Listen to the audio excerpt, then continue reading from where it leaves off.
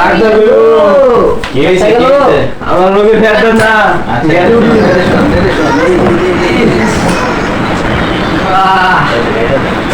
কি হইছে আরে আপনার তো চাইতে ব্যথা না, আপনার তো হাড়ে ব্যথা, হাত ব্যথা ওর তো ই হয়েছে আপনার পেটে ব্যথা না, গ্যাস্ট্রিক না, ওর তো হাড়ের সমস্যা, ওর তো বাইপাস করতে হবে। যত তাড়াতাড়ি পারেন তত তাড়াতাড়ি হ্যাঁ ঠিক আছে।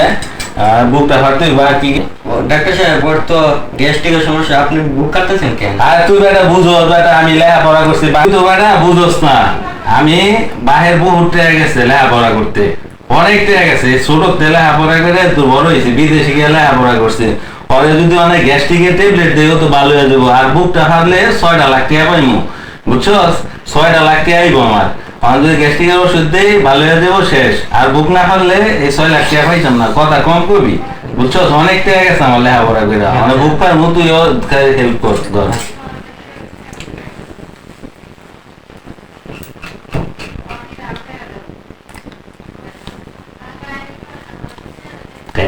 রোগীর 6 লাখ টাকা বিল হয়েছে, বুঝছেন, লইেন তাড়াতাড়ি। বসাই মেয়া, আমার গ্যাস্ট্রিকের রোগীর মেয়া সিরা হয়ে 6 লাখ টাকা বিল বানাইছেন মেয়া। এখন ভাই ভাই কি করবেন?